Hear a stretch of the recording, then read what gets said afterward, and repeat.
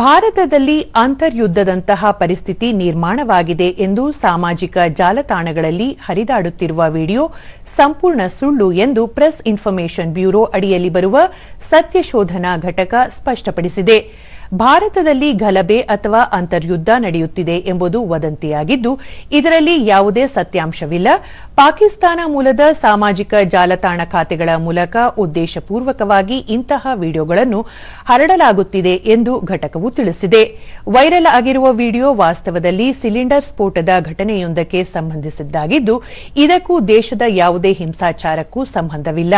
ಯಾವುದೇ ಮಾಹಿತಿಯನ್ನು ನಂಬುವ ಮೊದಲು ಅಥವಾ ಇತರರೊಂದಿಗೆ ಹಂಚಿಕೊಳ್ಳುವ ಮೊದಲು ಅಧಿಕೃತ ಮೂಲಗಳಿಂದ ಅದರ ಸತ್ಯಾಸತ್ಯತೆಯನ್ನು ಪರಿಶೀಲಿಸಬೇಕು ಎಂದು ಪಿಐಬಿ ನಾಗರಿಕರಲ್ಲಿ ಮನವಿ ಮಾಡಿದೆ. ಸುಳ್ಳು ವದಂತಿಗಳಿಗೆ ಕಿವಿಗೊಡದಂತೆ ಮತ್ತು ದೃಢೀಕರಿಸಿದ ಸುದ್ದಿಗಳ ಬಗ್ಗೆ ಜಾಗರೂಕರಾಗಿರುವಂತೆ ಕೇಂದ್ರ ಸರ್ಕಾರ ತಿಳಿಸಿದೆ.